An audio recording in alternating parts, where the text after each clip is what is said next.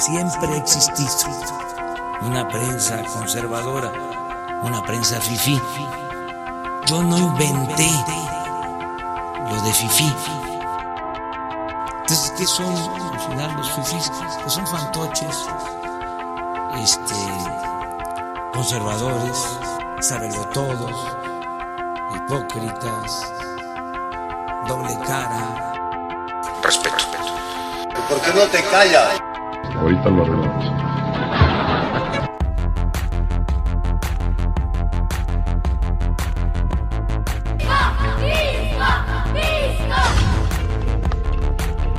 Que no va a venir porque estás bien pinche visco. Hoy.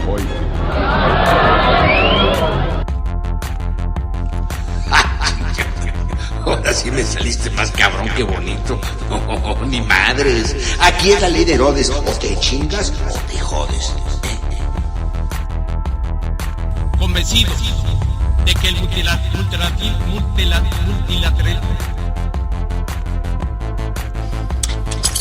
Viejo pendejo.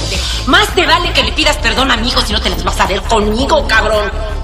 Perdóname, mijo. Sepa. tenga una buena, cálida y acogida y sea bien recibido aquí en la región de los Tuxtlas. No fue albur, no sean así. No es este pinche mundo ni la voluntad de Dios. Es la bola de hijos de la chingada que lo manejan. Como el cabrón ese del licenciado Escurain. Y cae que es por su culpa que nomás no podemos salir del hoyo. Afortunadamente tiene México. Muchas gracias. Ya sé que no aplaudo.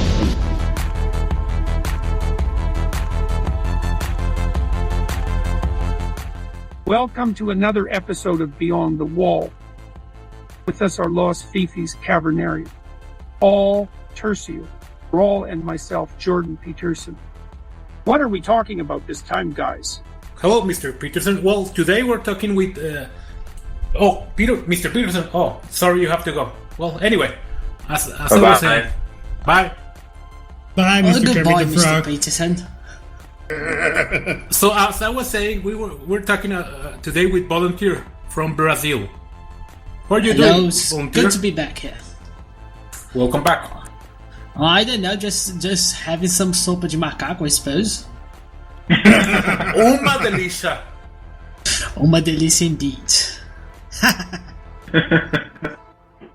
And of course, enjoying all the shit postings going around about the Amazons and stuff. That's what we're here for. I mean, Bolsonaro has some issues, and we can get on to them as this interview goes. But making fire on Macron is always good, I reckon. Before we start, I wanted to ask you: is it true that what's happening in the Amazon is that since Jews in Brazil use trees for last names, as in pine or whatever, that's why they're allowing the Amazon to burn, because they thought they were they were full of Jews. Oh boy, I wish that was true. Well, no, that's not the case. Anyway, I suppose one man can do it. Although there is one Jew we might end up mentioning here. We get on later. All right.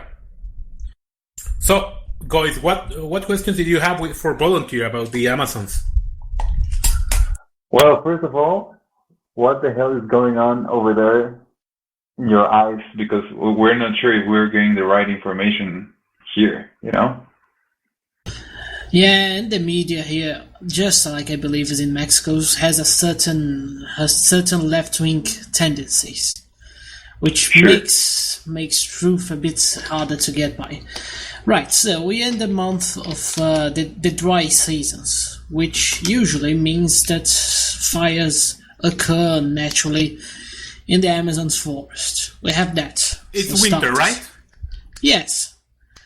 And so it's not uncommon to have fires on the region. But here's the thing. I mean, many things I have to point out first. The first thing is... Bolsonaro is a right-wing president and has enemies in many spheres. And while he's not perfect, I will point out his relationship with Israel is concerning to me. It makes every single group on the left pretty damn mad.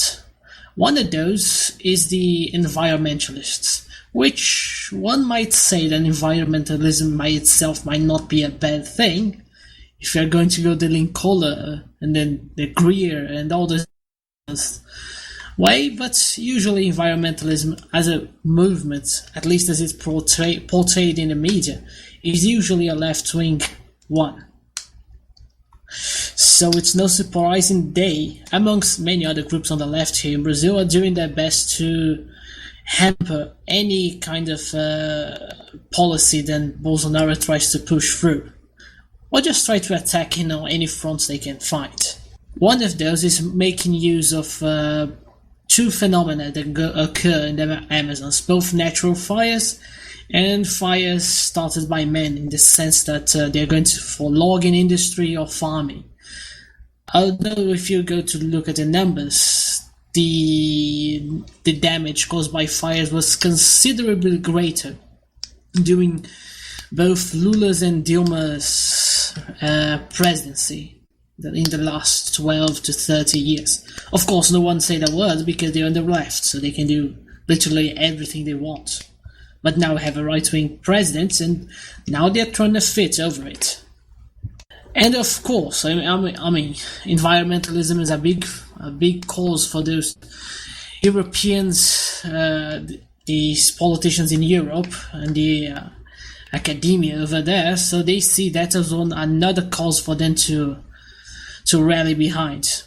Although it's not solely for ideological, even if stupid ideological reasons. The fact is that many European NGOs tend to go to the Amazons under the guise of helping the natives here to get access to our natural resources. Because you see, just like in the United States, I don't know if that happens in Mexico, we have huge reservations of land for the natives. And they don't use all of that land. It's like up to 11% of the national territory was just given to them. Now, it would be fair it's to in the assume, fucking Amazons, in the middle of the jungle, I imagine.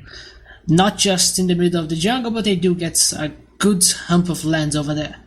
Now, it's fair to assume that that land doesn't have just Indians and bars, which they seem to like. But might find out some natural resources under it. And those NGOs tend to use the cover of humanitarian work to get access to it.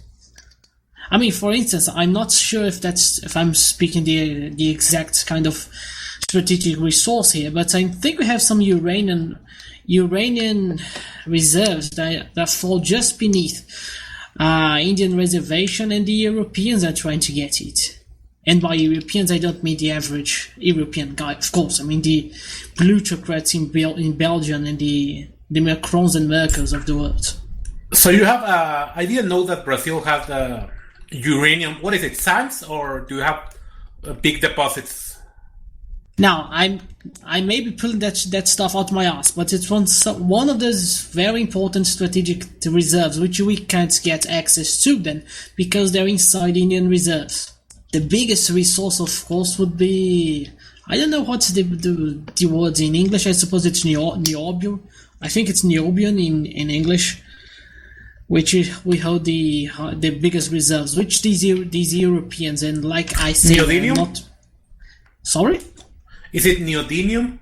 No, I don't think it is. I might have to check it out. Okay, is it a rare earth? Yes, it's used for, I think it's used for rocket fuel. Anyway, the point is, we have many strategic reserves that are inside Indian lands, which we can't get to them as the current legislation it is. Bolsonaro is trying to change that. And to circumvent those, since we can't get to them, other countries try making use of NGOs. And now the Europeans, they used to make just out of the humanitarian case for it. Now they are using the environmental one to use as a cover to get that. Okay, this is starting to make sense. Sorry, I couldn't get the last part. No, then it starts to make sense when you learn that you have so many resources in those lands. Yeah, I mean, look, environmentalism as it's promoted in the media, it's pretty stupid. But the people behind that, at least the ones on top, are not so dumb to believe that. Sure, some artists might be like some of those Hollywood actors might go, oh, save the Amazon, save the jungle, all that nonsense. Sure, they are dumb, but not the ones behind all of that. And the worst part of it, at least the way I see it, was that frog faggot from France talking about making the Amazon's international territory.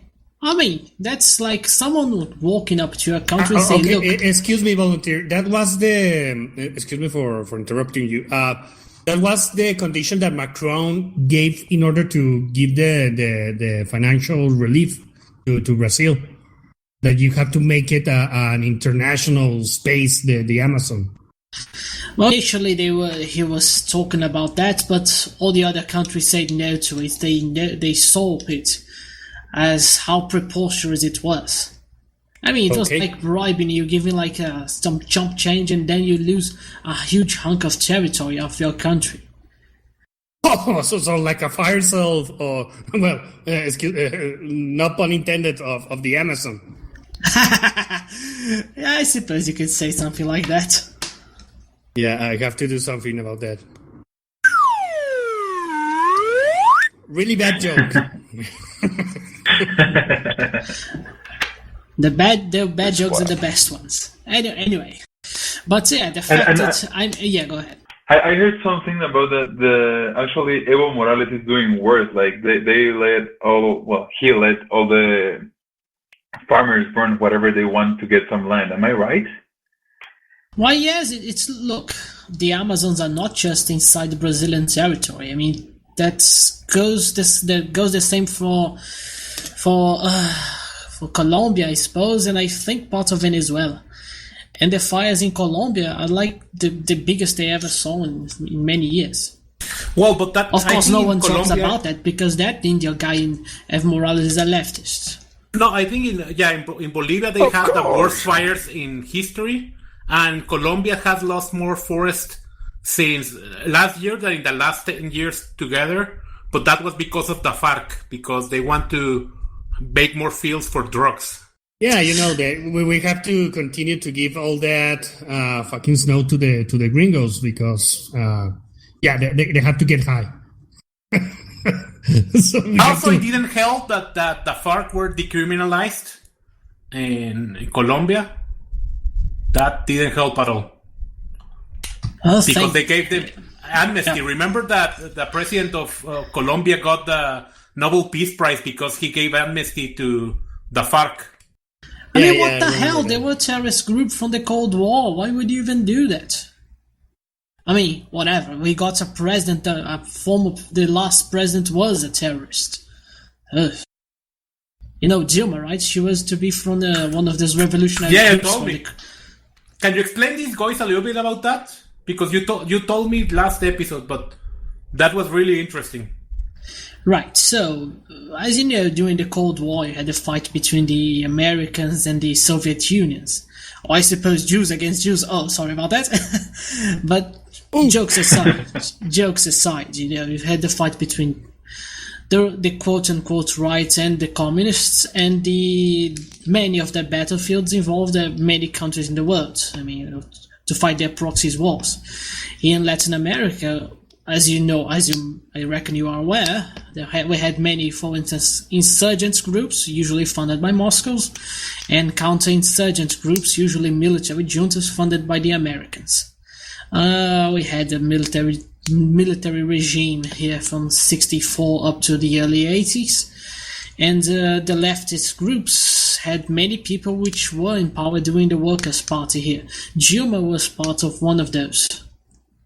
She even killed a soldier in a barracks raid back during the military regime, and she never got, even by the military, they didn't even gave her a fair penalty. I mean, I suppose they tortured her, but she did kill someone. Stop! Dabs on death of soldier.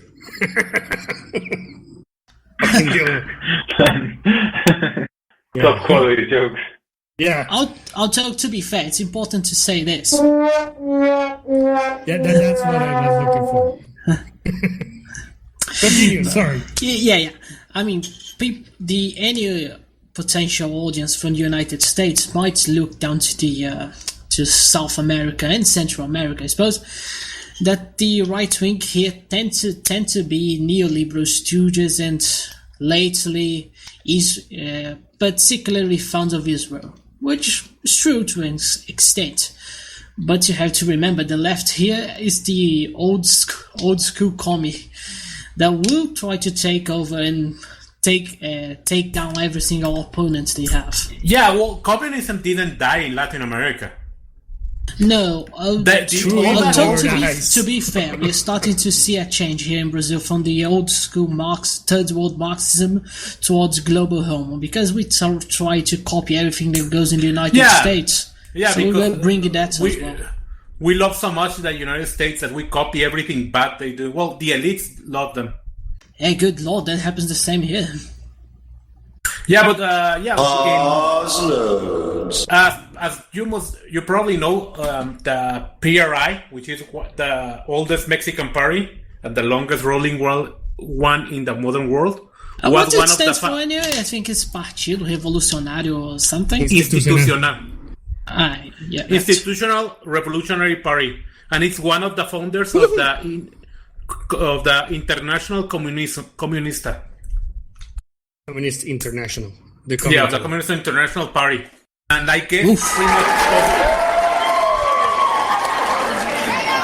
Come on. Sorry, continue. I guess that's true in many Latin American countries besides Mexico. Yeah, I mean, back in the 30s, we had communists trying to take over power, and then during the 60s again, we still have those parties from back in the day.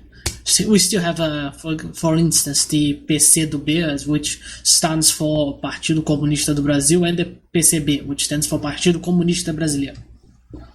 Have two. And they're like from the 30s?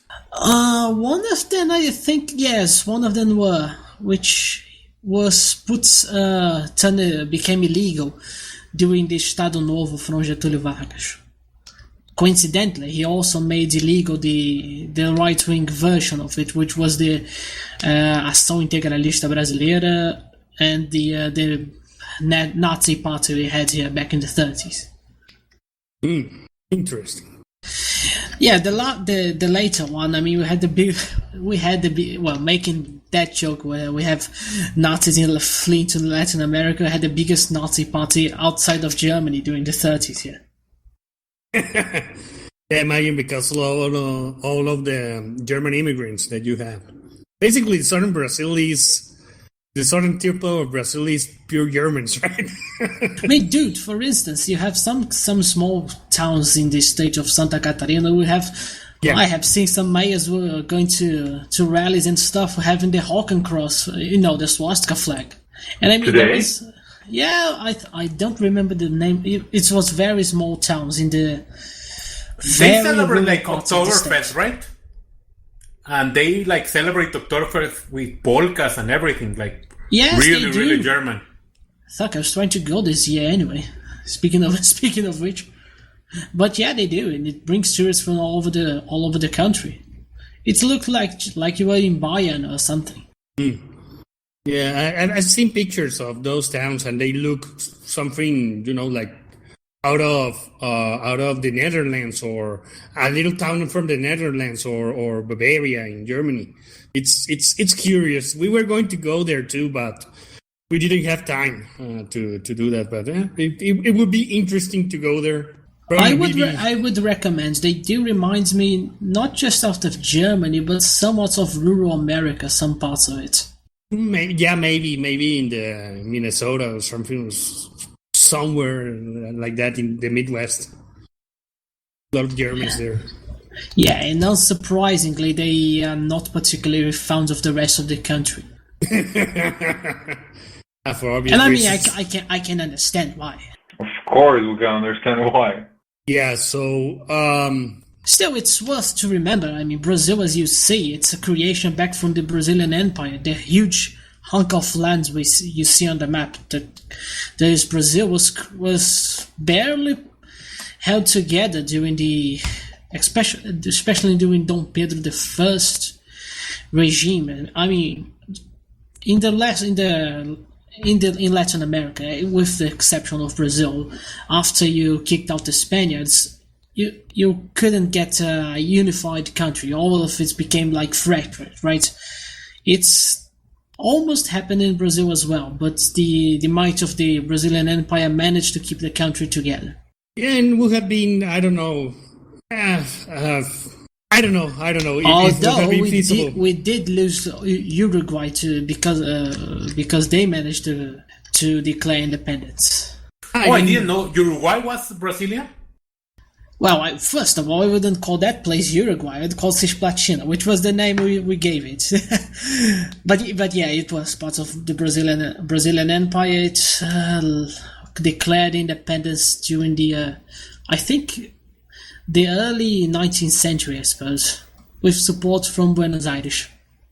Yeah, of course, the Argentinians probably did that. Yeah, but regarding the current political situation with Bolsonaro, how's he doing right now? Especially after this, the crisis. That's for what you told us last time. Apparently, he wasn't like the problem with the fires was like very local, and it was the international pressure that actually gave something that wasn't like a big deal in Brazil with all those of the Amazon fires. But how's the situation internally right now in Brazil regarding that? So was it a big deal, or was like it's like something that happened in the backwoods of the country? Right, so the biggest problems he's faced, the biggest crises are trying to get legislation, especially economic policies, through Congress and especially through the judiciary. Congress doesn't, well, you see, the states in the northeast part of the country are usually left-wing voting blocks. And where the left managed to get their votes. Now, to pass legislation, we need support from most of the states, and he's having a lot of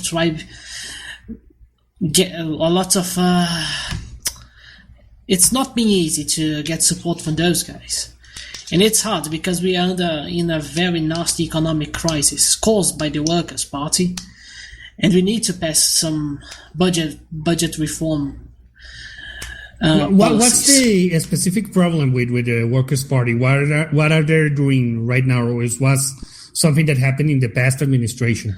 Well, first things first, they are trying to free Lula from prison. Second thing, they are trying to stop every single policy that Bolsonaro tries to press through. So they're roadblocking everything in Congress? Yes, which were to be expected, to be fair. Yeah, party politics and all of that.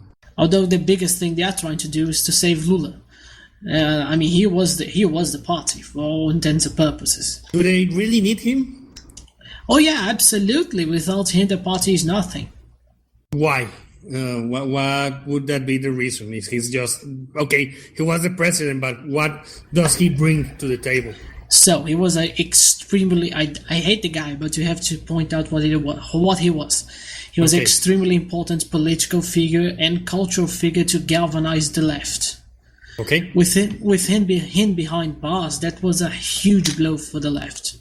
If he managed somehow to get out of prison, which hopefully I don't think he will, that would give. I don't know what would happen, but it would make the left particularly how to put it, energized. Angry? No, not angry. The right would be, and the center as well. It would be moralizing for It will re-energize Not only that, they would they have thirstful revenge against the people that were against them. Right now they can't do much, but if they manage to somehow get back, I do believe they would try very authoritarian ways, and I mean very authoritarian indeed, to get back at the people that to then betrayed them. Yeah, why can't they do like, here in Mexico with some of the presidents that, convenient accidents happen to people when they're driving in the highway or something like that. Or dude, they do that. I mean, it was a big story back in for Lula. He means that why don't they do a Bernstein with Lula? Yeah. In Minecraft, I suppose. Yeah, not executing No, not exactly Minecraft. Here in Mexico, what happened and there's a newspaper that a friend of mine has that says, an inmate killed himself by stabbing himself 50 times in the back. Jesus Christ. And it said it was a suicide. Officially a suicide, and the cause of death was 50 times stabbed in the back. That's one hell of a suicide. Well, they still have they haven't, surpassed the thing with the Clinton bodies. The guy that died from natural causes because he lost his head. He was decapitated. It was declared natural cause. Well, the natural cause is that he messed with the Clintons. That's a natural cause of death. Yeah, like a hurricane. Yes, of course. Yeah, you mess with a rattlesnake and he bites you and rips your head off. It's your fault. It's to be expected. Yeah, accidents happen. But I don't think that's going to happen right now, because look, the right wing is much more tame than the left. I mean, you don't commit crimes like they do. We barely do that. While they're in the other side, however, that's particularly common. I mean, Bolsonaro during his election run, he got stabbed by a Lego Lobino 55% looking fella, and he's about to be acquitted for any charges under the excuse of mental health. Of course. Believe you, I mean, I don't think you're hearing about this, but if you look at the other side, here in the States, I'm speaking from doxing myself, from the state of Rio de Janeiro. There was a leftist and like global homo style politician called Marielle here that was killed by you'd call militia drug cartel related violence.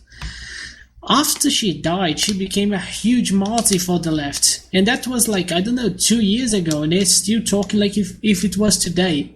Which, by the way, they did receive some money from Soros and those guys, but beside the point, they don't quit, and they will go behind, even if there is no one to find behind that. Well, when in the other side, a right winger gets attacked, he got nearly killed, and that's just that. Yeah.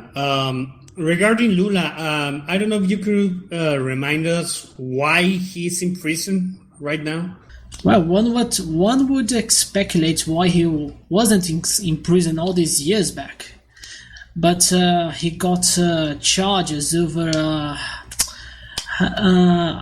a real estate which he got from as a gift, quote unquote gift, from the big companies here that would give money to the Workers' Party in exchange for favors. Okay. So it was corruption. The big, yes, and which was surprising, the fact that they went after him and many other politicians as well. To be fair, the biggest name behind that was a judge called Sérgio Moro, which became like a national hero here for both center right, center people, some center left, I suppose, and right wingers here. And now here's the juicy part, which I believe the more distant right-minded fellas will enjoy here. I think the audience, especially those in the United States, might know the name of this journalist called Glenn Greenwald. Yeah. Which, with triple parentheses, it's good to remember. Right, so he Well, wait. Oh, God.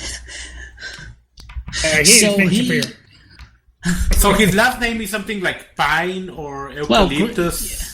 Greenwald. Wald means woods in German, like Floresta, forest. But he's a son of Jewish descent. I wish I had that drop like, I'm Jewish and a woman. I'm still I'm constructing. Jewish. I'm Jewish. Yeah, I'm still constructing the soundboard. But I can. But yeah, he's one of those secular left-wing Jews, and the reason I'm bringing up his name is because a couple months ago we had something of a minor crisis here, where some audios were supposedly dropped that would incriminate the judge Sérgio Moro and his attorney Delton Dallagnol, that they were interfering with the operation that was created to get those politicians behind bar. The main one, of course, was Lula. Apparently, and that's going up right now, those audios were dropped by The Intercept, which is a site by that Glenn Greenwald guy, and that's raised a lot of hell here in Brazil.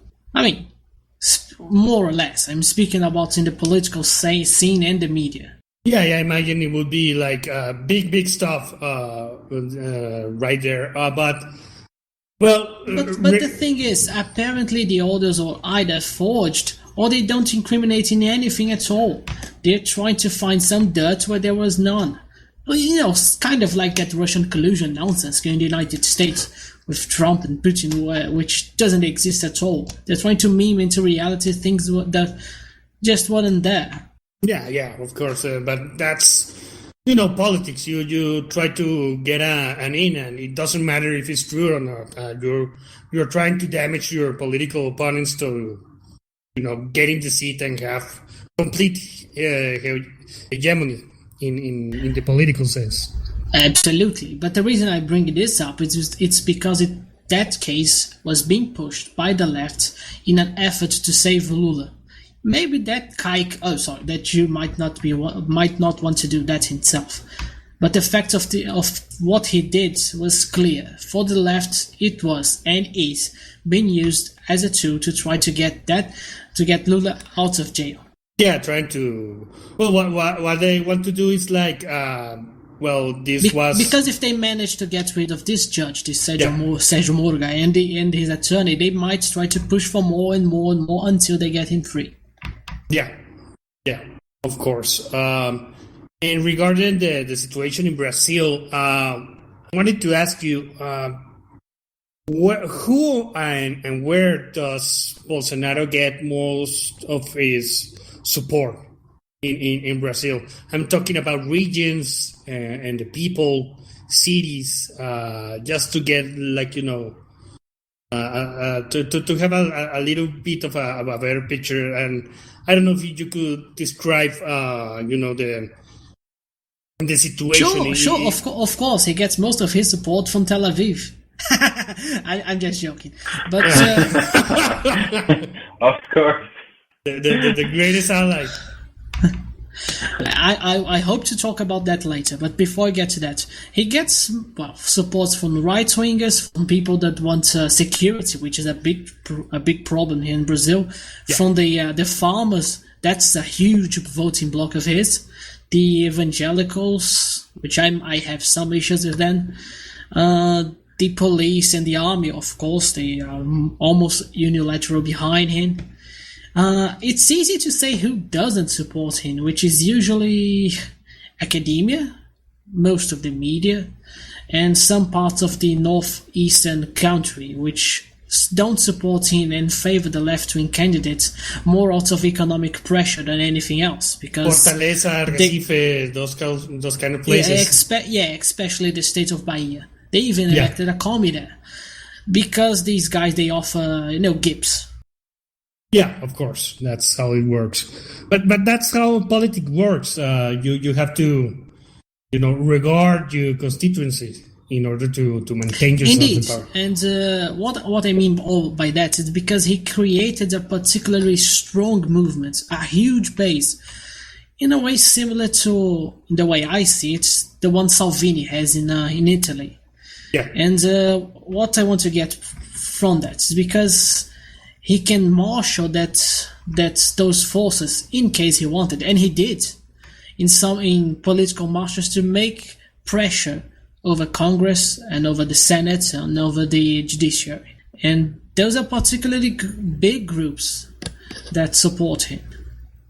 Sure, they might have some issues at hand. I mean, it's not election in and getting a seat and campaigning for one are very different things. But it is a particularly strong movement behind him. And what about the young people? Do they support them? Who? The youth. The youth, I would say yes, especially the youth that can't really vote for him. Not so much those that are in university, because, I mean, it's an universal thing here, then universities tend to be where the left propagates itself. But outside of that, yeah, I mean, usually in schools you see a lot of kids supporting Bolsonaro, especially because being a right-winger in a culture that try to push left-wing values is to be in.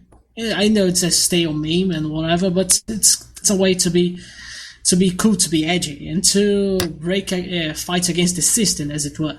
So it's popular with the young guys, the young fellas. Yeah, what I don't know what makes me kind of mad with all of these populist, right-wing people is that, well, the right, what generally does is that it comes to power when there's kind of an opening or a crisis that has been going on, and they do some patchwork here and solve some. By the way, speaking of crisis, remember that today is 9/11, and that's when of right wing getting into power. That the helicopter man did in Chile today. Yeah. We have it's a really special date for right wingers and also a tragic date because of something that we cannot joke about. George Bush did it, but what I was going with this is that the problem that right people have is that they go and solve the problems that the left wing does or causes in the country, and they just go and solve a problem like it was some kind busy work or trying to like a technical problem. You're an engineer or like a plumber, and they contract you to solve a problem. You do it, and you do what you can, and sometimes you solve it. Sometimes it's just like a little patch over there. But it's what the right wing has to do is to what the left wing did is that what Bolsonaro should be concentrated.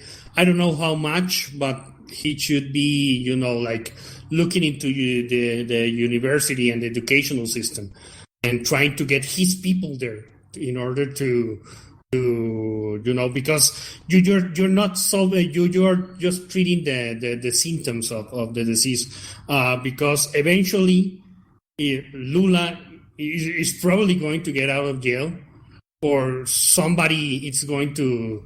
Good Lord, I hope not. But there is some truth in what you are saying. I mean, you have to build a cultural and a social power on the right, not just stay there in power and patching things up.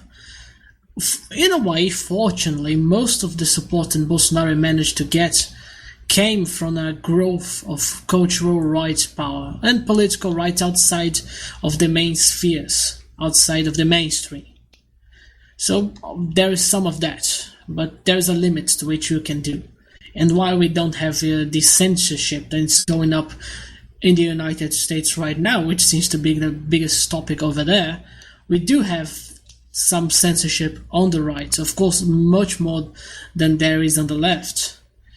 And even though Brazil doesn't have as many, say, greatest people here, we always try to emulate the United States in every way they do. So I hope we don't try to do the same with censorship. Yeah, but that's the whole of Latin America. We are basically, it's not that we are emulating, but it's that the United States has, it's perpetuating and generating its cultural power in all of the empire, which is Mexico, Brazil, and all of Latin America, and that's how. I don't know. I would say there's a little more to it when it comes to Brazil.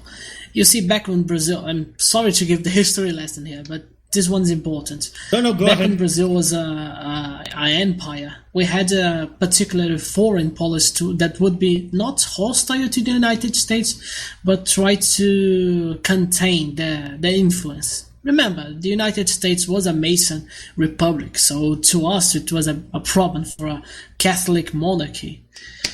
However, when the monarchy was overthrown, the policy changed immediately to support every single policy the United States would pass. Now, that temporarily stopped during the 30s when we had Getúlio Vargas and his Estado Novo. I have some problems with him, but that's beyond the point. But outside of that, we always had try to copy everything the United States does, even if they are not pressuring us into doing it. It's because they do it in other ways. So what you do is that you top the elite. You don't have to go and impose your culture. What you do is in a similar way what the Christians did during when they were Christianizing the Europe.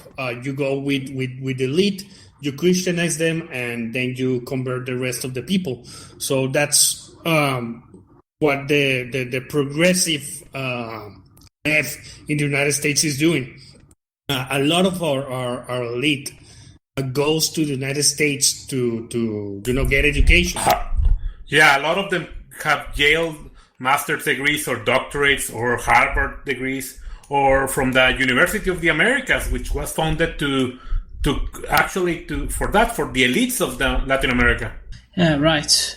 But also taking the conversion analogy further, there's another thing that happens here in Brazil. During the military regime we had, the Catholic Church was heavily infiltrated during the 60s and the 70s by communists. And that was something the military here feared a lot, because most of the country was Catholic. And the influence of the communists inside the Catholic Church back during those days was a huge problem. So they decided to import American missionaries, evangelical American missionaries. And they started to convert lots of people around here. And they became a huge voting bloc here right now. Yeah, that's... the thing that I suspect more about Bolsonaro is not his Jewish connections or the things that he does for the Jews, but the fact I think he's an evangelical or a Protestant, right? Listen, the thing is about Bolsonaro is that he's not a man of ideas, and he's more of a man of action. He would do has to be done, but he doesn't know the theoretical ideas behind it. What I mean by that is that during the 90s, he was heavily influenced by nationalist politicians and thinkers. Yeah. So he had more of a nationalist stripe behind him. Right now, we have had a growth of many types of right-wing streaks here in Brazil. Classical liberals, libertarians, Buckleyite conservatives, neocons, even ANCAPs. And the neocon and the conservative, all of those, or maybe not the ANCAPs, but all of those managed to get a seat on his administration and to give some of their ideas to him. Some of them are good, I do agree with some of those, but some of those not so much, especially with the greatest ally stuff. So the way I see it, I may be wrong, but the way I see it is he's being influenced by those that have those ideas, more so than he himself has any connection with those guys. I mean, to be honest, we are not a really close country to Israel. Although, to be fair, the United States was not before the 60s either. Yeah, that's definitely a problem. But everybody does. What does worries about me is because, look, it's easy and fun to trash on the left, but the fact is that the average right-winger is pretty stupid. So he will believe all of that nonsense about Great Azalea and all that stuff pretty easily. And I started to see here this happening right now. Also, while the evangelicals in the United States might just be like boomers and they might just die in 20. Yeah. Can you hear me? Hold on. Yeah. And well, we can now we can talk about anything if you want. While we wait, maybe he will reconnect. Okay. So he he dropped out apparently. Yeah. Well, yeah, because of the distance. Yeah. That's what with Bolsonaro. The thing that I have is that I think he's a Protestant, right? Yeah, he dropped out, unfortunately. But yeah, I don't know a lot of. Yeah, he's coming back. His PC turned off. Oh, that's because of Windows 10. You know that it will turn off even if you don't want to. Windows 10. Yeah, there's an update. Yeah, that happened to me right now. you saw that my computer was doing the update, and during the update he got the blue screen of that Windows. Marvelous piece of engineering. But yeah, yeah. Oh yeah, you're back. Okay. Well, okay. Yeah. Well. While you set up your audio, we will still be talking about Bolsonaro. Yeah. So the problem that I have with Bolsonaro is his connections to the. No, don't worry about it. It's his connections to the evangelicals, because it's not just something that is happening in Brazil. It's happening here in Mexico too. You're starting to see a lot more of the influence of the Protestants. Even in you can see it here in our state. The influence of certain groups. Yeah, they're punching way above their weight. Yeah, of course, because they have all the backing from the United States and the Protestants from there, and fortunately for Protestantism, the evangelical stuff doesn't seem to hold as long as Catholicism or Orthodoxy, I suppose. Although right now it's a huge block indeed.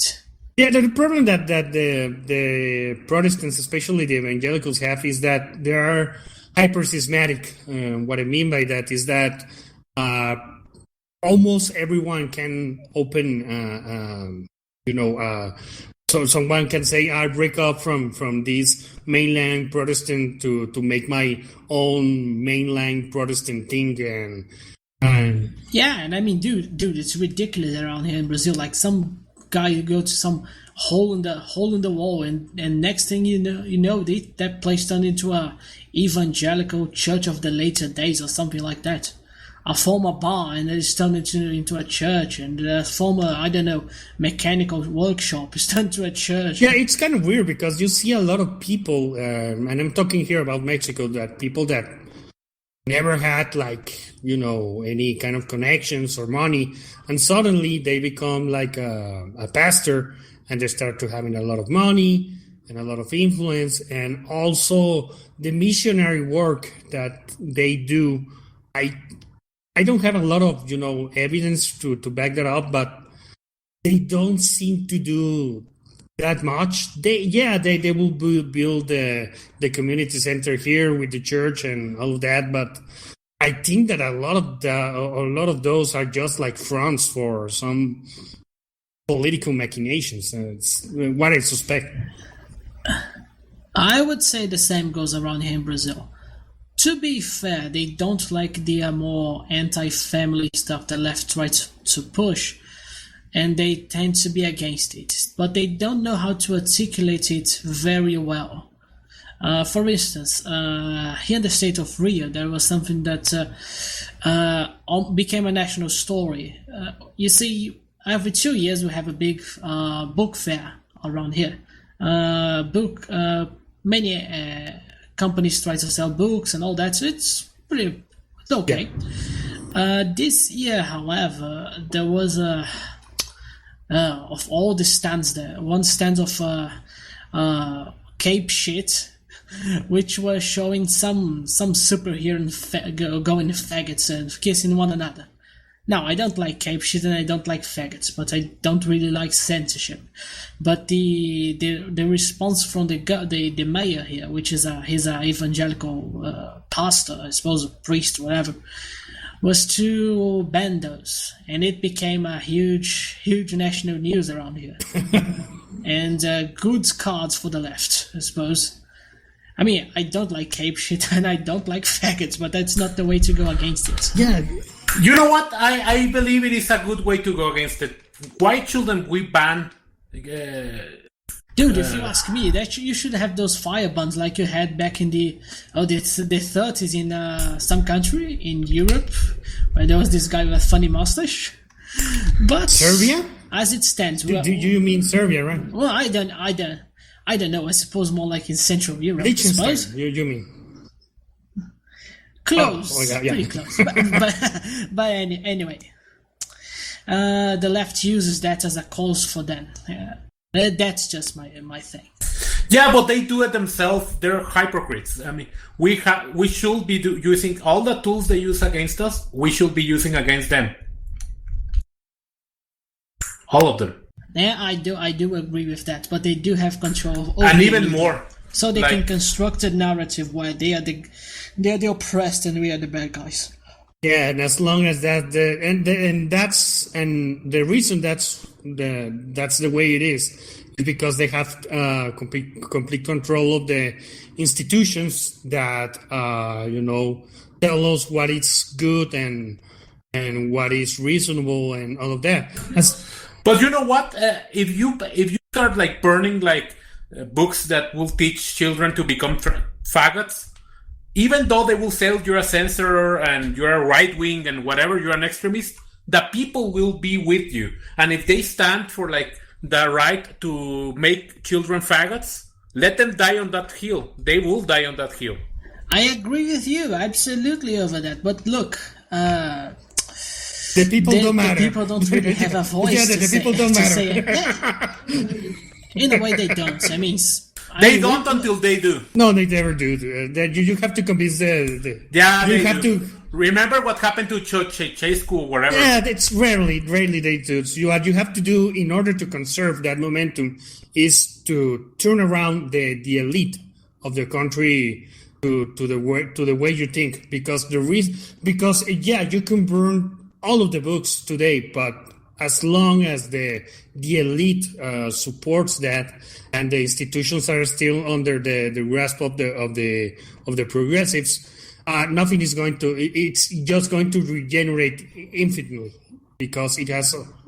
Exactly, I agree with that. Because look, let's remember, gay rights, for instance, gay marriage was never a popular thing in any country. If you had a real democratic vote, it would be turned down in every single country, and even then it managed to pass in most of the West. Yeah, and they did it here in Mexico. What happened is in the telenovelas, they started introducing the homosexual as comedy relief, and in the United States.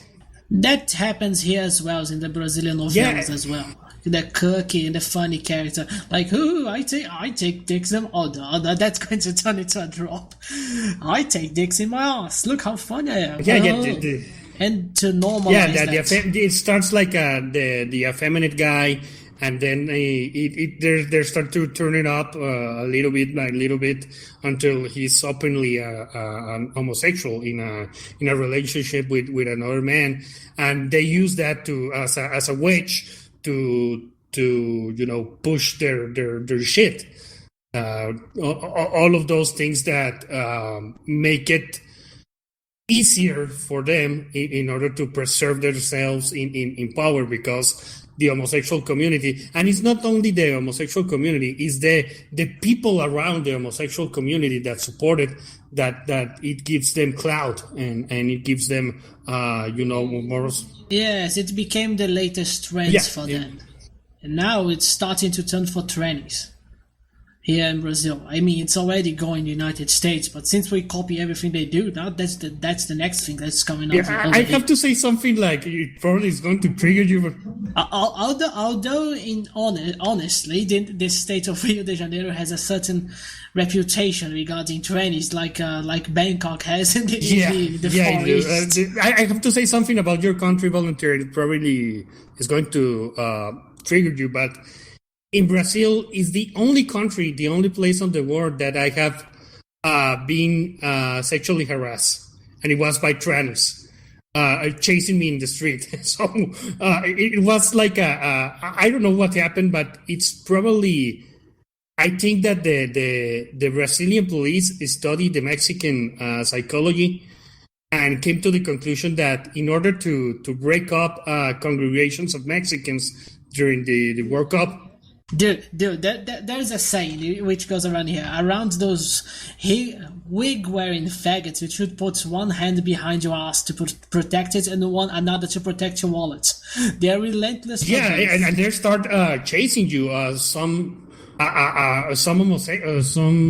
couple of homosexuals tried to force their way into our car one time, and it was like, dude, you're not getting in, and there were banging on the doors saying, we're going to fuck you, and that was not really nice. Yeah, and what you're going to reply against that? They're going to like that you push your foot into a pedal, and if you run over a couple of them, and sorry, but. And they say throwing faggots off roof is barbaric. I wonder why. Anyway. Yeah. But yeah, around here there is this reputation, and even more so. Now this is a very local trivia, for reasons which I don't know why. Taxi drivers in the state of Rio have a certain taste for trannies. Yeah, I remember the Brazilian, I don't know, I don't remember his name, but the first thing that he did when we came to Rio was offer us drugs, and then he drove us to a park, and he started to point to what looked some girls in the park, and he started yelling in Portuguese, homo, and we were like, are those gay people? No, and then we understood that he was saying they were men. And I was like, holy fuck. It wasn't like in the first 15 minutes that I was in Rio de Janeiro. It was quite an experience. Great first impression. Excellent. I said, well, it's going to be certainly interesting to be here. Yeah, I could go all the edgy right wing and say, oh, that degenerate stuff and that degenerate stuff over here, over there. But Rio has always had a certain, let's just say, a darker side. Yeah, it's no more darker than you can basically find that in every city, even here in Mexico. Yeah, of course you can. But we got a lot of tourists and come here. Yeah, the Red District, but in Rio, it seemed that the Red District was pretty much the entire city. it was. Now, it was something they all know of my town, but I will say there is some truth behind that. When it gets after 6 p.m., we started to see certain characters popping around every neighbor in the city. Yeah. It's a really beautiful city, Rio de Janeiro. But it used to be our country capital up to the 60s before they built Brasilia, so it was supposed to be somewhat nice. Yeah, it's still quite nice. It's a quite decent city and pretty fun. I would say it is. If you do forget the fact that there are hobos and 13 to 50s everywhere, and those 20s and faggots during the late hours of the day. Well. If you forget that, then it's a pretty city. Yeah, you could forget that. Would I like to live there? No, but I don't like. I particularly don't like really large cities. So but it's. I have quite fond memories of Brazil, but it is tainted by those couple of really like bad memories. And going back to politics, it also is large left-wing redoubt. Like California in the United States to have I imagine that it's kind of a liberal city, just because of the things that you see in the street. It would be reflected in how they vote, but it's quite fun. You could get like I don't know, down or kind of I don't think that it's that important, because the people that I talked to there in Brazil, they were quite nice. Really it was. I was quite fond of the people in Rio de Janeiro. They were really serviceable and all of that. But I would go there again. Only to Rio de Janeiro. I wouldn't go back to Recife or Fortaleza. That's good lord. Why would you even go? I mean, fuck those people. That part of the country is awesome. It's Fortaleza. It's kind of okay. Recife is no. It's god awful from the moment you enter the outskirts of the city to no. It has kind of a colonial. I know. There's a lot of there's a lot of 13 to 50s. Yeah, it's there's quite a lot of that, but it's kind of a very chaotic city. The downtown Recife is kind of nice. It has kind of that colonial feeling. It's like old city and all of that, but. Yeah, although when it's night time, you better watch out, because criminality is pretty high around those spots. Yeah. Although, to be fair, you could say that's the most of the country, with the exception of the southern states, some parts of the state of São Paulo and Minas Gerais. Okay. Yeah, so I don't know if we could talk about something else or... What about Odebrecht? Yes, I was going to mention just that. So, and this might tie up... a shame we don't have the Peruvian fella here, because Odebrecht was involved in many in extortion rackets and giving money to corrupt politicians, even managed to get if I'm not mistaken, one of the former presidents of Peru behind bars.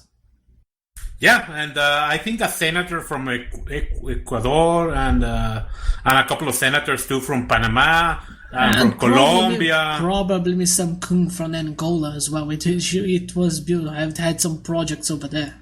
Yeah, but it happened everywhere but Mexico. Nobody in Mexico was involved, it seems. Yeah. Well, who here in Mexico was involved in the Odebrecht? Because there's the president. Oh yeah, the Senate. Yeah, you mean Peña Nieto? Yeah, Peña Nieto. Yeah.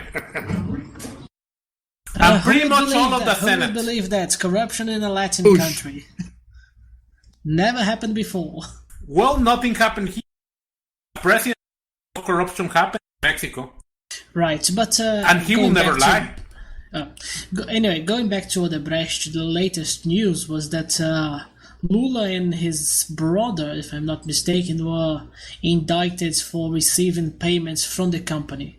monthly payments from them lately, which does make Lula's defense case even harder. And that shows the fact that they were involved with those guys, even more than they already were. The fact is, the Workers' Party was using and both supporting and extorting those big corporate Brazilian companies, and now they are getting what it's worth, I suppose. Yeah, you had to pay the piper. What's the name of the bank they used? Because they used a Brazilian state bank to lend them money, and they used that money to buy other corporations in other countries and also to pay bribes in other countries. Yes, it's the BNDES, which stands for Banco Nacional de Desenvolvimento and something else, I forgot. They were using it to, say, fund some Could you ports. translate that in English? Yeah, it's like a national bank for social development, okay, and something like that.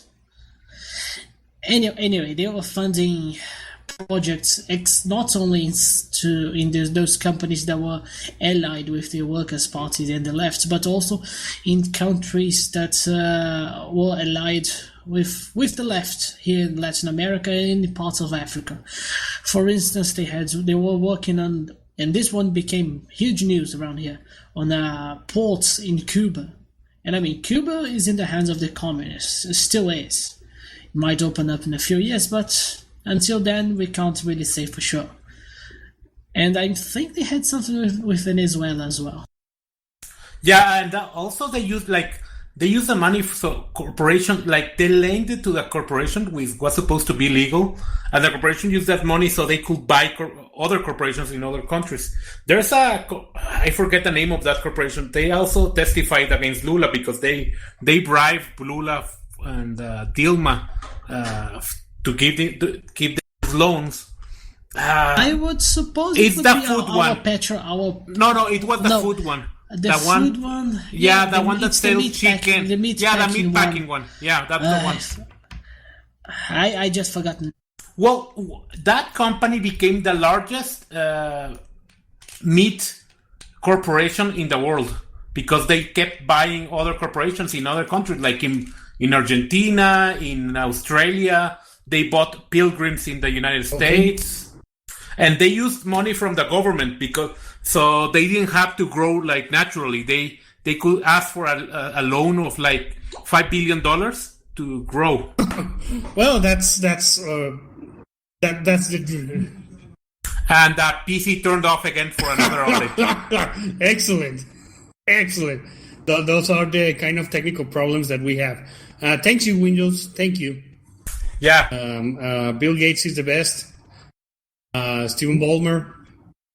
Well, did you see that he's really, really involved with Bernstein? No. Please expand on that. Oh, okay. So some documents have been going out, and there's right now a summary judgment or something like that in the United States because somebody unnamed doesn't want his name to become public, and he's public. He's involved in like 1,000 different documents with the Epstein case. Okay. Yeah, with the Epstein case, and it seems it's Bill Gates, and Bill Gates. Like, he gave a lot of charity money because Epstein asked him to. You were also aware that this Jean-François Garupi, JF, received some donation from Jeffrey Epstein because he was like $20,000, something like that.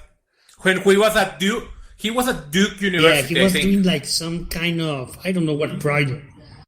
Yeah, something like that. He was going to open like an educational program, something along those lines, and he received some money, and then he disclosed that to Richard Spencer in a live stream of his, and all the face that Richard Spencer made when he got the news that he was receiving money from a pedophile, from a convicted pedophile, and JF was just, completely unfazed by that.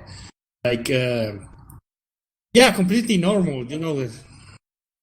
Well, he said so himself. He's a nihilist. He really doesn't have any morals. Yeah, and Richard Spencer was like, "Yeah, are you aware that whoever pays you, it's going to, influence you?" And the way that Gabe rationalized that was like, I'm taking money away from a billionaire pedophile so I can use it for other purposes. Like, yeah, but you're not taking like 20 billion away. You're taking like peanuts for him. That $20,000, he wipes his ass with that in single sitting. It's like nothing. Well, it seems that Epstein wanted to clear his conscience, and one of the ways he did it was giving a lot of money to like scientific causes. But the scientists knew what he was doing because he invited a lot of scientists, Steven Pinker, like famous scientists, to his island. Who else? Yeah, famous. That one of the directors of the MIT, and he was also the board of the New York Times. He just resigned. Yeah, he was apparently was kind of obsessed with eugenics and all of that, and he wanted to. Yeah. Yeah. Oh, by the way, the company the Brazilian company we were talking about is called JBS. Okay. And they were doing what? The meatpacking company. Yeah. Okay. Yeah, the meatpacking company. They started like they were a small butchery, like a family butchery, like 60 years ago, and they kept growing and growing. And then when the Workers' Party came into power, they were already one of the largest meatpacking companies in Brazil by then, which means they're one of the largest meatpacking companies in the world because Brazil is pretty much the largest, if not the largest, is one of the largest beef producers in the world. I think they're they were pretty easily. But anyway, they kept buying. Like they asked the bank that Volunteer told us about, that public bank. They got a loan for like $10 billion to buy a couple of other corporations in Australia and in other parts of Latin America. And then afterwards, they got another loan to buy like Pilgrims, which is the second largest chicken company in America. And they do like tendies. Yeah, they do tendies. Actually, I prefer them to Tyson's. Can you get it here? I haven't seen. Oh, okay. Yeah. You can buy Pilgrims here, and it's the best of the. If you don't want to prepare tendies yourself, they're the best. Thanks for the tip. Yeah, no problem. But anyway, they bought all of those corporations with public money. That's how they kept growing. But this didn't happen only with JBS. This happened with Odebrecht, and with 30 or 40 large Brazilian corporations. That's how they became some of the largest corporations in the world. Because they were using tax that's money. How you do things. If you want to get big, you have to, scratch the back of your local politician and go from there. Well, that's a little bit how beef grew here in Mexico. That's how business actually rose. The meat of the free market and the entrepreneur and all of that. The self-made entrepreneur is. Seldomly the actual reality. It's the what happens really is people that from their own ingenuity and all of that and work, they start to grow. But if you want to go the next step, you have to get into the state, and that's when things start to get ugly. Because that's that, or you become public. Exactly. And what happens, at least here in Mexico, pretty much every corporation that is public, that it's in the Mexican, whatchamacallit? Bolsa Mexicana de Valores. Yeah, the Mexican Wall Street. If you want to be every corporation that is in the Bolsa de Valores is there not because they want to it's just a way to get a shit ton of money injected into your corporation, and they pretty much never give a return. Wow, that's ever. They never give dividends and all of that. No, it's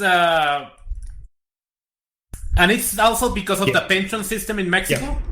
There will be 40K or what? No, not 40K. The 4YK or something like that. Yeah, it's similar to a 401k, but not exactly.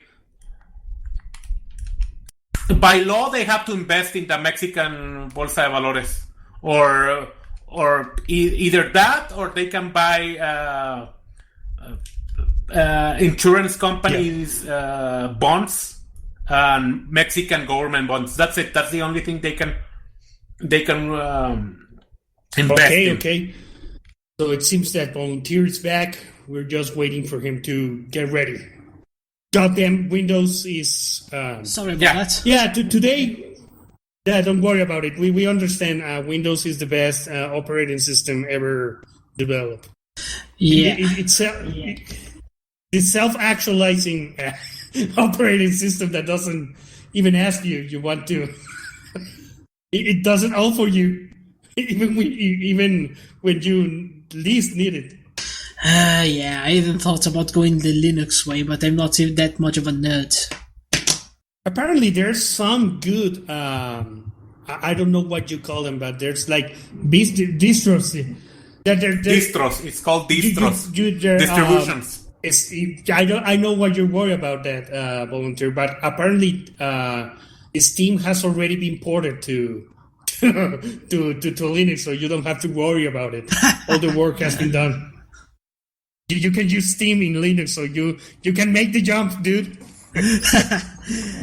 Anyway, what? Actually, you want to know what the sad part is?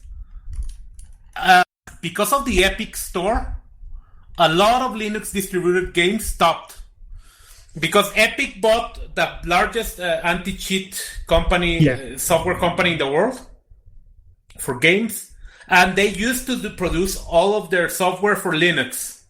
When Epic bought them, Epic told them to stop producing software for Linux because Epic doesn't sell anything fuck software Epic. for Linux. The thing that's going to turn me into a communist is the fact that Epic Store exists. Well, they're owned by communists, so... Ah, yes, the Jew in the East. They're owned by the Chinese. Well, and actually, that company is owned by the Chinese government. Tencent is owned by the Red Army. It's called the People Liberation Army or some stuff like that. Yeah, the PLC, the People Liberation, or whatever it's called, the People Liberation Army of China, PLAC or whatever. They own Huawei. They own Tencent, they own WeChat, and I think Tencent owns WeChat, actually. And they own... I know about Alibaba. Well, they only own like 60%. In moments like this, I wish the Japanese could rearm themselves and do something about that. I think they are rearming. I think that's one of the things they're doing with a pact with Trump. Because that's what Trump is going to do next time to mess with the Chinese. I mean, to be fair, the Chinks at least they don't export global harm and all that, but I really wouldn't mind the Japs getting ready over there. And also, might as well take South Korea for good measure. But they don't stop it the either. The place is wacky.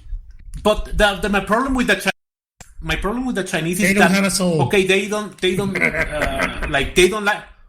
like global homo, but they don't stop it either, and they could. I don't know. They might end up saying like, "I'm not allowed" about that. It might be for cultural reasons. If Trump really wants to piss off the Chinese, he should recognize Taiwan as a legitimate country, or make the. Oh, they did. They did for the first time. Actually, Trump broke the law, the American law, because there's a law that says that the United States government cannot recognize the Taiwanese government. And Trump, when he won, he received a call as an the first call he received or something like that was from the president of Taiwan, and he's not allowed to do that because that's an official call. That story is so wacky. I mean, the United States used to arm the nationalists in the Chiang Kai-shek nationalists after World War II, if I'm not mistaken. But in the end, they went up with the Red Army because reasons. I would put those reasons behind triple parentheses, I suppose. Probably, but I don't know. They end up back in the. There was a reason I remember, at least in a podcast about that, but it doesn't matter. Yeah, it was pretty much because the United States wanted to. Well, the large corporations wanted to help communism. I don't think that has changed in any Russia. way right now. But you need that slave labor to make the iPhone. How do you gonna get that iPhone without the slave labor? I'm asking you, volunteer. How? You need those iPhones. Yeah, I get it. I think that's yeah. Yeah, I mean, if people don't commit suicide in Foxconn, or you're gonna get an iPhone. iPhones are made with suicide. I would find it debatable that the Asians have souls, but anyways, late 19th century racism right now. Well, a soul for a chink. No, they don't have a soul. But that's how things have to be done. You need that slave labor for your Nikes. So the leftists don't even care about that. No. Nikes have to be made by children. Remember, not slaves. And I think that I saw an article that in China, apparently in middle school or in primary school, in elementary school, the punishment that they're giving the children, the students, is that if you misbehave, you're going for 8 hours to work in the Foxconn factory. Oh, you have bad grades. You go to factory. Yeah, exactly. You walk now. You walk now. Yeah, and they and apparently, of course, the authorities are abusing that, and if you sneeze. And the teacher doesn't like it. You're going for 8 hours to the Foxconn factory. We need those iPhones. We need those Huaweis. Well, they do have pretty much all prisons in China have factories inside of them. I went to one. They were building carbon bricks. Dude, what a being like for food over there in China. Excellent. That's wonderful. I lived in China. That's the first time I heard it. Yeah, I lived for a year and a half, about a year and a half. Oh, interesting. Yeah, apparently. Here I'm thinking Chihuahua dog. They must be tasty. We buy Chihuahua from Mexico. Actually, Chihuahua dog. Oof. China. Yeah. I saw some photos that the Cavernario was showing me, and apparently he lived in Silent Hill during that time in China. The smog was so bad that it seemed like it was a fog. So yeah, and China is a great country. Yeah, and in New Year's, because of all the fireworks, it sounds like you're in a war because you hear explosions everywhere. But because of the smoke, you cannot see beyond 2 or 3 blocks. So you only hear explosions everywhere, but you don't see them. Dude, like the artillery so it seems like you're in a war, and you smell the black powder. Yeah. And you smell the black powder, but you don't see the fireworks, so it's a little bit creepy. Yeah, I can imagine. I can imagine the population going, "Oh, this festival, this happy time," and all full of smoke in their lungs, and yeah, and why do I speed my lung here? I don't understand. Mao, please save me. But yeah. The Chinese, what a wonderful people. They introduce. I don't know if you know this, volunteer, but did you know that the Chinese introduced opium here in Mexico and into Americas? No, that's the first time I heard this. Yeah, the first drug lords, proper drug lords here in Mexico, were not Mexican, were Chinese. Well, there is a criminal element of Chinese here in Brazil as well. Although from the Far East, they were never the biggest group that came here. Yeah, mostly we've got Japanese, and they, to be fair, they're fine. They don't really do anything wrong at all. For all purposes around here, if you are Japanese, people consider you quote unquote white. Like you behave like one. The Japanese is really adaptable. They really, like, wherever they go, they like assimilate really well into the culture. And the most that they do no, they don't make any problems. And the most that they do is they open a karate dojo or a judo dojo, and yeah, that's what they introduce about their culture. And their food, and that's about it. Since we got a huge, considerable amount of immigrants from there back in the late 19th century and early 20th century, they do have some cultural festivals and all that around here. And also, anime seems to be extremely popular around here. It is. Up to very wacky situations, like Naruto races going around and stuff like that. Excellent. That's what we need, more Naruto races. I suppose that they're running from Rio de Janeiro. They're Naruto running from Rio de Janeiro to Area 51. It's I think in a couple of days, actually, in that little event. That is. Yeah, but okay, sorry to interrupt. That very important discussion about Naruto. But, I was going to mention that we are getting a little too much off track here. The cheat posting was going really heavy. So yeah. Yeah, I suppose it's part of the job.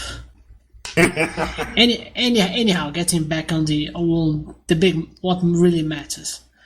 The work. Well, anime. If we're going to talk about what really matters, it will be anime. But since we have to talk about that shit eventually. And Warhammer 40k. Yeah. I think they were making a Warhammer 40k anime. Coming. Not kidding. Good lord, that might be the place to start the new NPI conference next year. The new Unite the Right rally is going to be behind that. Yeah, so... Yeah. Other bitch.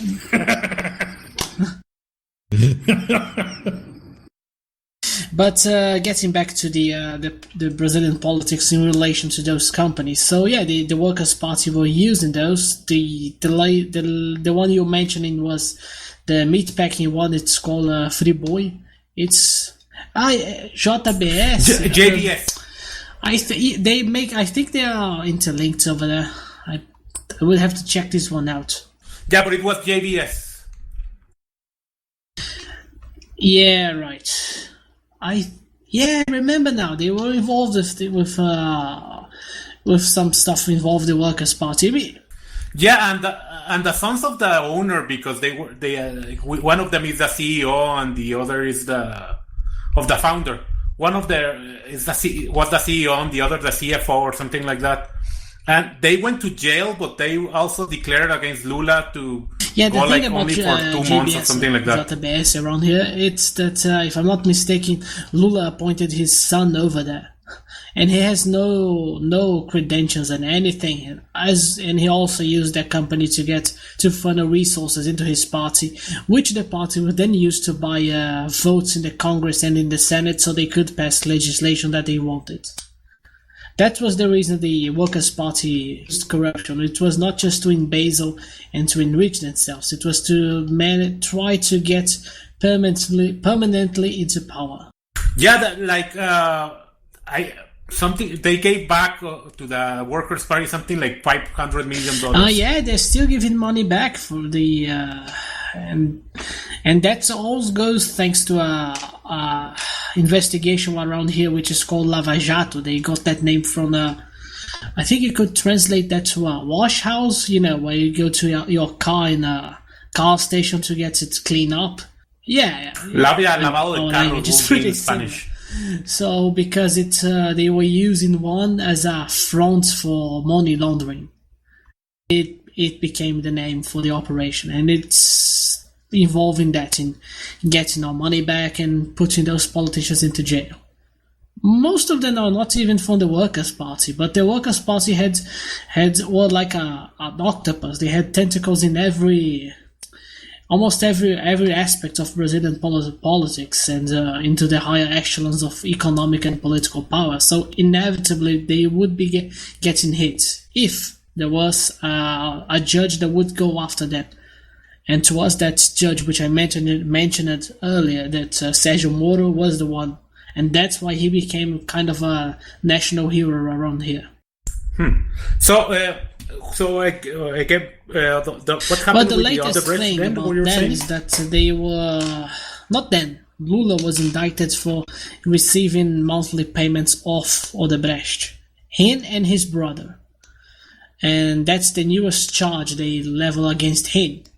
And the fact is, Odebrecht, along with other companies like JBS, you said, and had Friboi, had of course Petrobras, which is the petroleum company here, the state petroleum company, and of course the BNDES, and some others like this is getting deep into Brazilian politics, like Ike Batista, which he was a millionaire that got money of those years the Workers' Party won in power, and they had a good relation with those guys, that kind of stuff.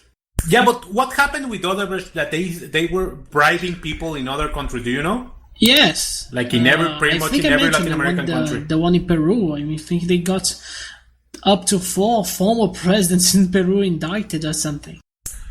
What did Odebrecht sell? Sorry about that. Got some lag here. Hello? They worked with, you could say, infrastructure projects like building bridges and roads and that kind of stuff. They were like, you could say, a cement company. Something related to no. Refrigerators too, right? That was related. Refineries. That would be Petrobras, which is a petroleum company. The biggest, the most famous scandal involving them lately was the purchase of a refinery in Texas, if I'm not mistaken, in the United States. The refinery of Pasadena. Yeah. Okay. During Dilma's second term. And why that was a controversy around that? Because of the price they paid and rumors involving shady business behind it. Okay. I think they paid too much for something that wasn't worth that much. That became the controversy behind it. So they're laundering money there, basically. Yeah. Okay. Excellent. So it's standard practice of Mexican politicians and businessmen. Yeah, exactly. I just checked out, and they paid $350 American for it, why it's apparently worth much, much less of its value. So yeah, it was just to get some money out of it, which I mean is extremely common practice around here. But the fact is that Petrobras, which is our national petroleum company, was being, how can I say it? It served as a pretty big piggy bank for the Workers' Party. Yeah, it's pretty much like Pemex here in Mexico. Like it serves the purpose of whatever the regime wants. Yeah, but the biggest problem is not just that it's like corruption for the sake of it. The fact that there is political projects of the old left around here, like the Marxist left, to try to, after the fall of the Soviet Union, to try that experiment here in Latin America, and to get funds for it, the Workers' Party used those companies here. So it's not something just in a vacuum, like, there's some beaner stealing money from his country, or some monkey here in Brazil stealing money off his company. It doesn't really matter, but the fact is that that goes beyond our borders, and that's the biggest issue. Okay, so you're saying that they're using that money it is not just the run-of-the-mill corruption. It has a purpose in order to perpetuate yes, the purpose is to first guarantee the workers' power to stay in perpetuity in power, and the second is to support other left-leaning politicians and groups in Latin America and neighboring countries. Also, kind of like Chavez was doing with the petroleum in his country. Yeah, sort of like that. I mean, for any potential listeners in the United States, I can understand why they would be against going there, and I understand that. I mean, I wish the United States would involve themselves over that, but Chavez and especially Maduro are no saints themselves. Of course not. we with Tercio is not from Peru. He had to escape from Venezuela, and we have another guy that is currently he's living in Caracas, and yeah, he's the doctor one, right? Yeah, the Beto. Fortunately, he's not available right now, but yeah, he's still around, and there's a lot of problems there. That's tough.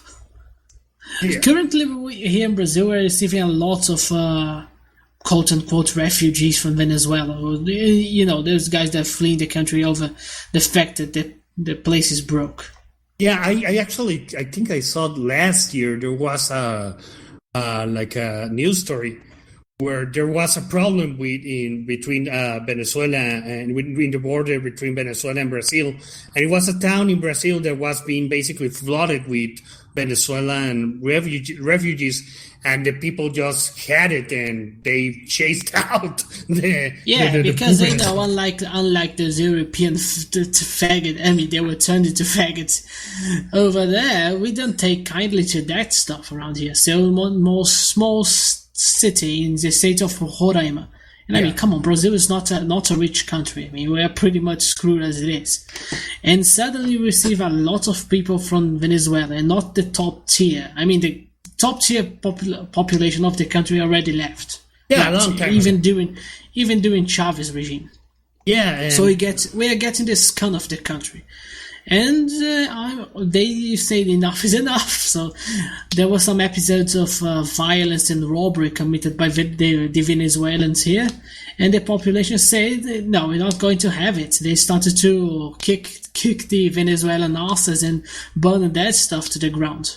Yeah, but Beto was actually kind of triggered because of that. But it's understandable. He has an allegiance to his people. But the thing, of course, I can understand. I think we can understand both sides of the aisle. It is just fucking sad, man. It's really fucking tragic. Yeah, ideally, the Venezuelans shouldn't have those communists for so long and have a decent government, so people wouldn't need to leave. Yeah, I think that the most curious thing that I have found regarding the diaspora of Venezuela is with Colombia. The problem with Colombia is coming from the prostitutes there, that they're complaining that because so many Venezuelan girl prostitutes are coming to their country, that they have pushed the prices really, really down. They're taking their jobs. They're taking their jobs, and unfortunately, Colombia is, they're doing the work the Colombians don't want to do. Yeah. Actually, they do. Yeah, I actually know a person. I wouldn't call him a friend, more like an acquaintance, but he was a politician here in a party, and he used some of the money to vacation in Colombia because of all the sexual tourism, because it's like, cornucopia for prostitutes there. And he actually told me that if you go to this certain city there and that, it is full of prostitutes and party 24/7 and yeah, it's kind of rough there. It's a little bit too much. And now all of the prostitutes from Venezuela going there, and it's nothing good has come from this. Yeah, and the thing is about that situation is I don't think it's going to be solved anytime soon, but honestly it has to. In my opinion, I wish the United States wouldn't get involved in that, because that means they will end up having some responsibility over it. I wish that was something we could deal with right here in Latin America, but what are you going to do? I think that actually the president from Peru was the one that wanted to invade Venezuela because it was becoming so much of a problem. Look, we had there were talks of having some guys of the royal family here in Brazil, the Família de Bragança, the Bragança family, in the foreign ministry, and he wanted to invade Venezuela as well.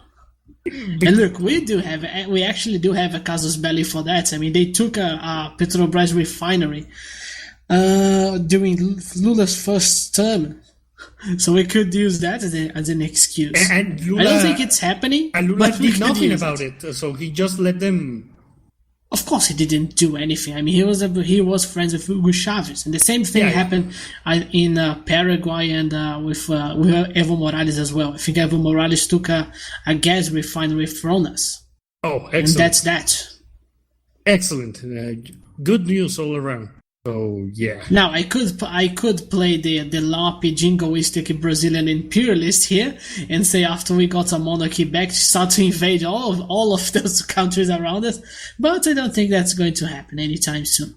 That being said, I wish we took a more presence, a bigger role in the regional politics around here instead of the United States. I think they should keep themselves over there.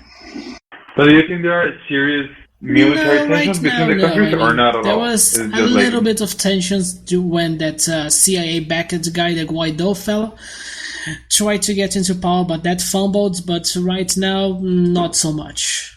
Our government is watching what's going on, but we have no plan to do anything right now. Yeah, basically. Just defending your borders. So far as we can. I mean, our northern border is like huge.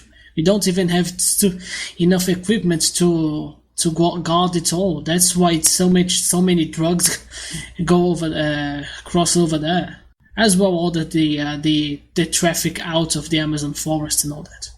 Okay, and changing topic a little bit, you said something about you wanted to talk about the evangelist era to be part of Bolsonaro. Because they are the ones that are pushing. They are like the peons that push because they are in the evangelical stuff. They are the ones that push that Israel is the greatest ally stuff. They are the lower branch of that side of the thing.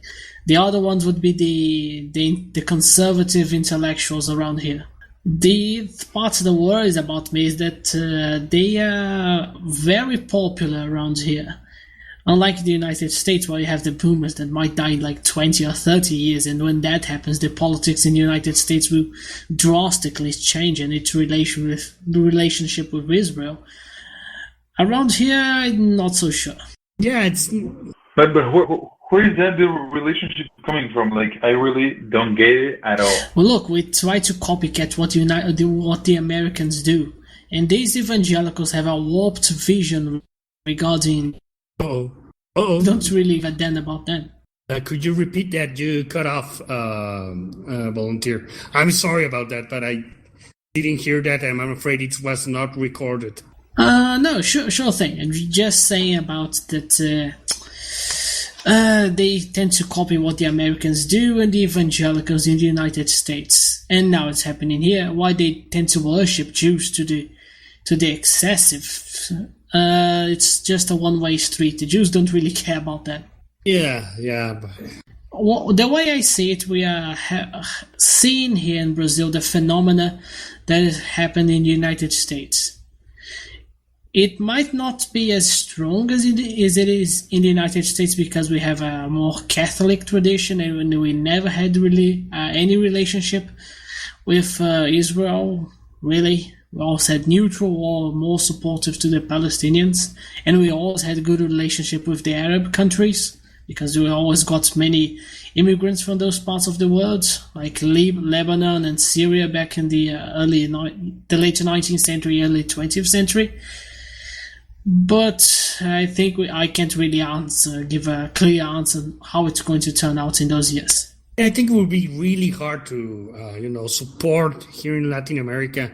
With that being said, like I said before, I don't like to say that, but the average right-winger is dumb. So I've started to see the average right-winger here start to put beside his flag, the Israeli flag, and started to see in those rallies that support the president, started seeing more of the Star of David flag flying around.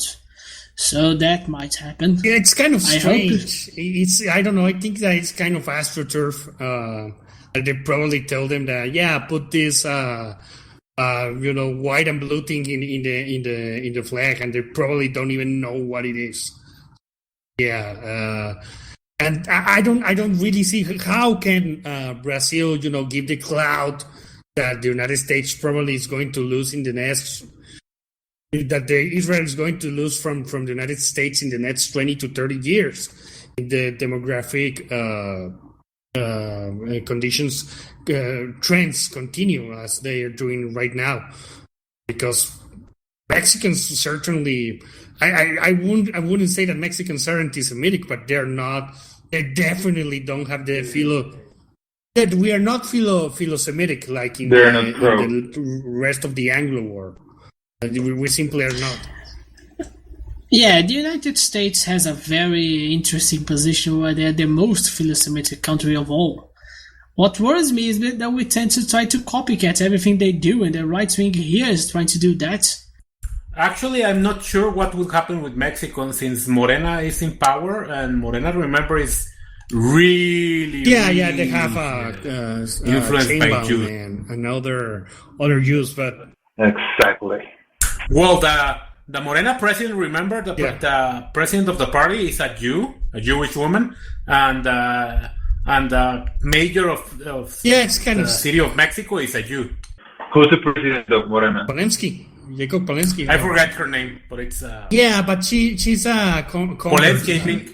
She's a convert. She's a convert, but she's not a Jew. It's really even more weird that she converted to Judaism, and now she's in this position of power, and she's basically like the attack dog for López Obrador. So it's kind of strange, but really it will have to be like a really concerted effort to change the Mexican psyche from basically indifference to the Jewish people to being like pro-Israel to the extent that I'm not so sure. I think we're very similar to what Volunteer is describing. We're very influenceable. I don't think that's the right word, but whatever they shove to our throat, the media, we just buy it and live by it. Like we were talking about the homosexual stuff in TV, it's just the same.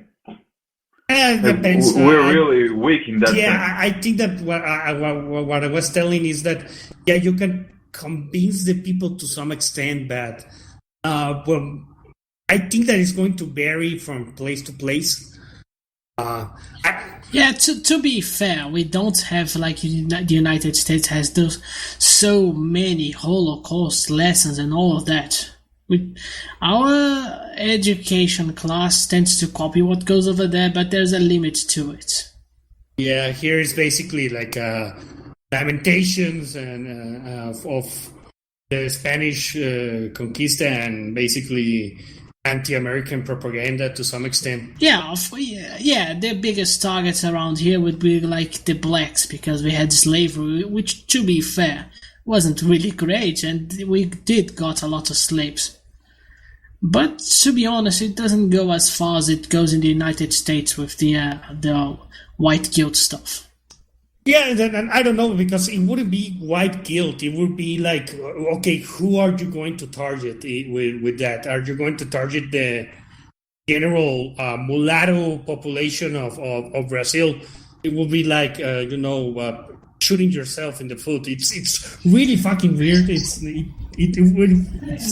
Yeah, when you get to the roots of it, you notice it's pretty more complicated. Like the Portuguese had this strategy to divide and conquer and to control the populations of the colonies they acquired, to mix with the local population. So they would create the half white, half black, which wouldn't have any allegiance to the blacks and would be more controllable for the whites. and they were the ones that would do that, not so much the whites. And besides, it was more like whites with triple parentheses that worked in the slave trade. Yeah, it would be like, okay, you go after it would have to be like a specific race thing, only targeting like a specific white people in their history, but as long as... Yeah, but we'll have always to remember here in Latin America, race is not so much as a factor as it is in the United States. Yeah, that's why I'm telling that it would be like really weird to that kind of... Yes, they are starting here as well. In Mexico, they're starting to push mestizo privilege in Mexico. Yeah, mestizo privilege. The Secretaría de Gobernación is starting to push mestizo privilege. Like, there's a privilege in being mestizo, and people and Indios are treated badly. Not for a very long time here in Mexico, been like a protected class. But they have like specific protections. Yes, the same goes around here. The legislation has certain unique rules. Yeah, but that's something that goes all the way to the colonial period here in Mexico.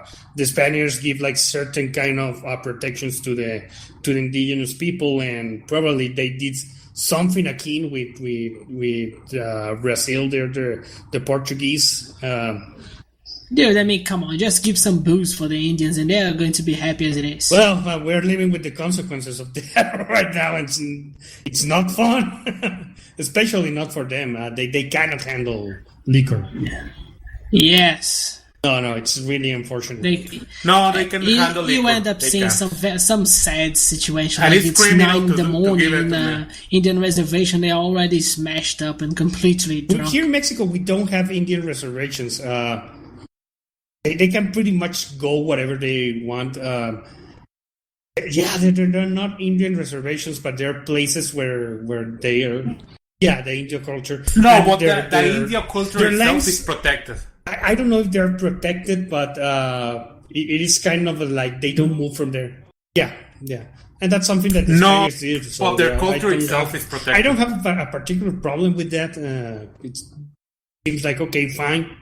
Yeah.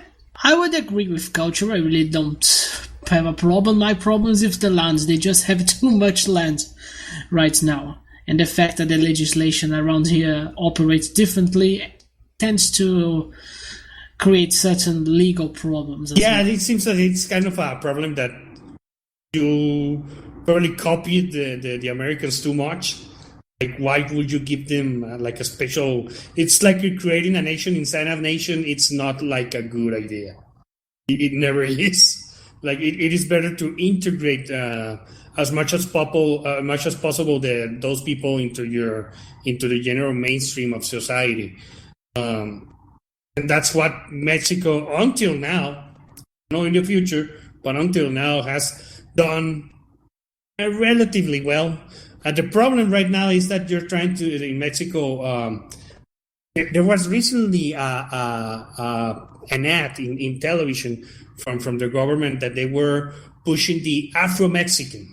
And the Afro-Mexican, because there's a really small population of African slaves that the Spaniards transplanted here. And also some slaves that escaped during the revolution. It was kind of weird. From the United States here, and they're pushing that. But you see the people, and they are considered native people. Those blacks in Coahuila are considered an Indian group. They're going to say what, like, hey yo, I'm an Indian now. She. Yeah, I imagine that's just to integrate them into that legal structure that already exists. But the problem is that you see these Afro-Mexicans in quotes, and they don't look they look just like another mestizo. They don't look anything like a mulatto. So I'm like, holy shit! You pick the worst people possible to represent a mulatto or a lobo or something like that. It's not, but they don't have nothing of African. Yeah, and they have a special rights. It's really Yeah, weird. but they're receiving special rights. That's what I mean. Right now, like they're receiving there's a special fund where they can they have preferential treatment, like public universities, like university quotas or something like that. We have that here as well. Yeah, but this started like 2 years ago or 1 year ago here. It never happened before. As long as the left stays in power, that is permanent. For all intents and purposes, that might stand as a permanent policy. Yeah, and with not kidding about they stopped saying. I mean, they do say that whites are like kill whitey, but since most people in Mexico are that's not not whites, going to fly here because what they're doing is the 85% mestizo of privilege. the population is mestizo. It's like, and the mestizos here are not going to. They're not going to take it. No. I hope you're as right. well. We're starting to see something similar happening in Brazil. They're bringing that anti-white nonsense here. Although, to be fair, we always had, beyond the natural Spanish and Portuguese policy of not caring so much for race as happened in the United States, during the early 20th century, there was actually a policy culturally and politically by the government to try to avoid racial tensions between the groups and say that the identity of the Brazilian people was a mixture between all of the races that compose it, the European, the Indians, and the Africans. So, in a way, racial relations were culturally and politically kind of fine for most of the part. Although you always had the Europeans on top, of course, you didn't have those racial tensions at all here. I mean, compared to what you have in other places. Yeah, well, we managed to. I'm not sure that how successful it's going to be, but I have a hard time because you have to take it to ground level. How are you going to? Yeah, the lines aren't really clear. Like you pick say. And a white from the United States, he's like really white, really up to get all rosy and stuff. And compare him to another group, the distinction is pretty clear. Around here, it's not as easy as getting that message across. And especially given that what I'm thinking about is, okay, probably the way that they're going to because they're rolling this out and they're not even telling the people. They're just seeing like the occasional advertisement in television, and it's not something that is like, too much promoted. That's how they're pushing the transgender chat, and they're already winning a lot of legal battles here in the States. They just won one here. One of those 20 skins call themselves what they call here their social name in their identification documents. Like, he was born, someone called Pedro, and they decided to change his name to say Ana. And now he can use that on official documents here. Here, there's a social club called Campestre, which is a golf club and a social club. And there was a lesbian who wanted to. They started with lesbians, but they already have to apply that case to a transgender guy. She wanted the country club statute said that like your spouse, not even like your legal spouse, but it has to be a wife, a biological woman, not a woman with a penis. Yeah, woman could join the club for free with your own a biological woman, and they sued, and the lesbians couple went in, and they had to be received like equals in the club. And actually, the club had to pay a fine like of 1.5 million pesos. And the transgender just came, and he didn't even like the club never said to him that he was not allowed to join with his whatever couple. He just went and sued, and he won. Yeah, he was never denied any service. I think that's the reason why many countries say the United States is the great Satan. When they start to push that shit, that's the reason, because it's coming out of there anyway. Yeah, well, we could go into everything's that, coming from them, team. But I think that to that subject, but I think that we're going for more than 2 hours right now, so I don't know. Maybe we could, yeah. Yeah, we'll have could to continue this conversation continue another time. Another occasion. We did talk about a lot of stuff, even pretty useless stuff like Naruto. Yeah, it's the tangents, man. A lot of tangents. Yeah, and shitting on the Chinese as well. Yeah, but we talked about important stuff like anime, Naruto, races. Really important shit. The important things. The important, yes, of course. And sadly, Jordan couldn't, Mr. Peterson, well, he doesn't mind if we call him Jordan. He couldn't join us, but maybe for next episode. Mr. Kermit. Volunteer, thanks a lot for your time and for everything you were Anytime you want to talking hear to about us. the Hue country of the world, just call Of course, my friend. So this was an excellent episode, as always. So I think we're saying our goodbyes. So say goodbye, guys. Bye-bye, everyone. We'll hear each other soon. Good night. Thank you for good night listening to and us. goodbye. Pleasure to be here. Bye.